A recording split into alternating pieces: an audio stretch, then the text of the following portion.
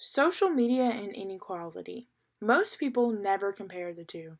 How is our increased social media time affecting inequality? This presentation is the hidden societal effects of this scroll. As an overview, we are going to talk about the age of social media, comparison on social media, the social comparison theory, perception of inequality on social media, the reality of inequality, the consequences of it all, and what we should be doing moving forward. This part is pretty obvious. We are using social media more now than ever. Social media started around 1997 and has grown greatly over the years. There are now more than 4.5 billion people using the internet, with over 3.8 billion of them being active social media users. It has not always been like this, but it seems as if internet usage and social media activity go hand in hand nowadays. Major social media apps have grown tremendously in the 21st century as well, with Facebook making its debut in 2004, followed by Twitter in 2007, and Instagram in 2010. A lot of Gen Zers like me grew up on social media and have almost developed our entire identities through it. Research shows that most people all over the world spend over 2 hours a day on social media. Social media started off as a way for people to interact and connect with other people all over the world, but it has grown far past just personal profiles like this one. There are now businesses, companies, and different social media campaigns all over.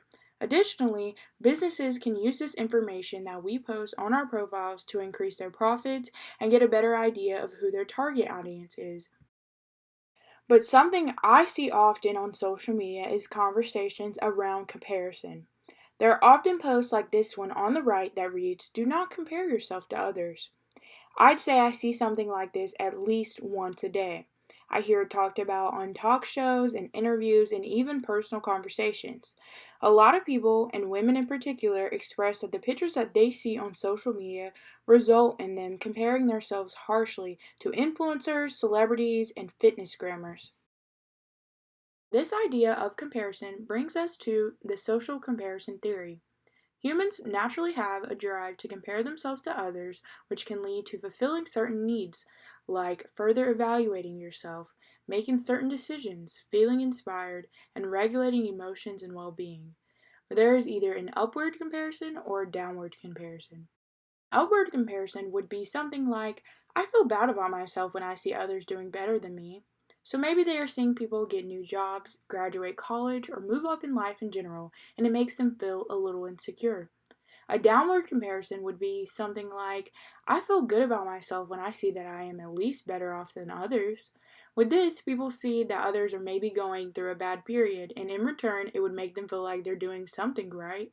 So, when it comes to comparison on social media, what are people comparing? They are comparing economic capital by observing other people's lifestyles, by seeing the things that they are buying, the businesses that they have, or any assets that they are showing. They are comparing their social capital, so they're looking at how many friends or followers someone has. They are comparing their physical appearance, so how fit someone is or what their plastic surgery looks like.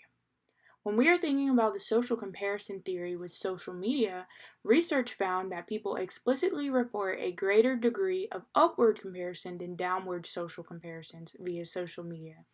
We usually see the upward comparison because many people follow people that are influential to them and they feel are superior. This could be inspiration, or maybe they just want to keep up with their lives. But studies show that self esteem is lowered when the target profile or the profile that someone is following results in an upwards comparison. This leads them to feel inadequate and have a negative self evaluation. And with people using social media daily, this can lead to constantly reoccurring negative feelings. When we think about people's financial goals before social media, people desire to own a home, feed their family, and maybe even vacation. I think people's desires still align pretty closely to this, but they are just heightened with social media.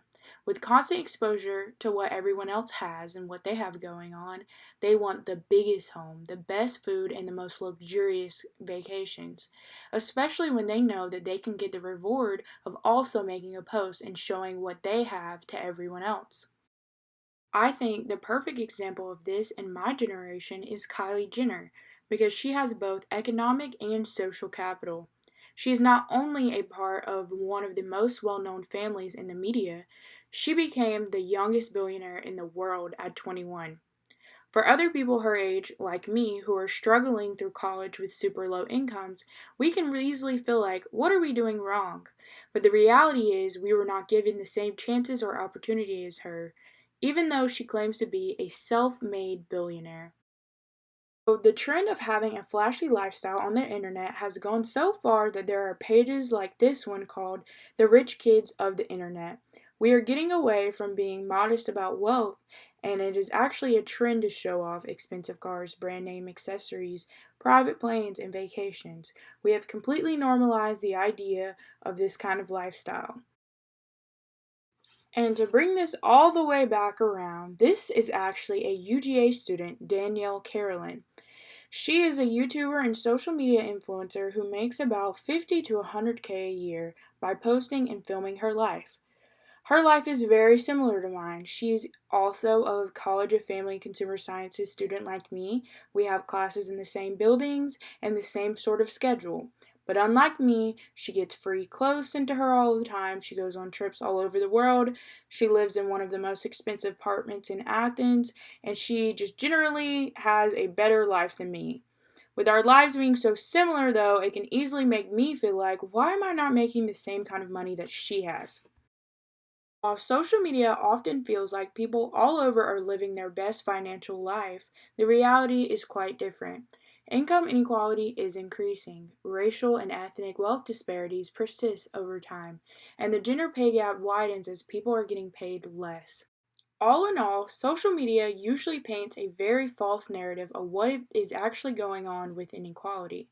Many people can get on social media and it looks like everyone is having the best life ever.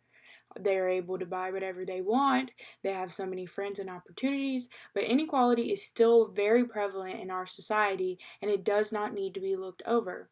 This can be very dangerous when we think about how people are voting when it comes to policy that can help reduce inequality if they do not have a very clear picture of what it even looks like.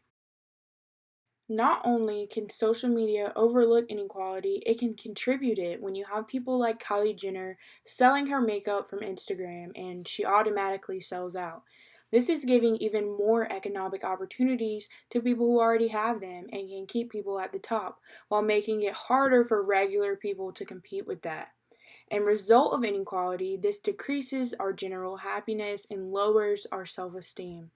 When it comes to solutions, I think the first would be to limit our time on social media, because this would decrease comparison and our exposure to this false narrative.